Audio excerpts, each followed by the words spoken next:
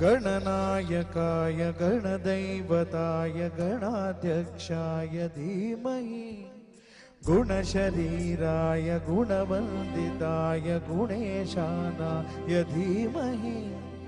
गुणाधीताय गुणाधीशाय गुणप्रविष्टाय धीमहि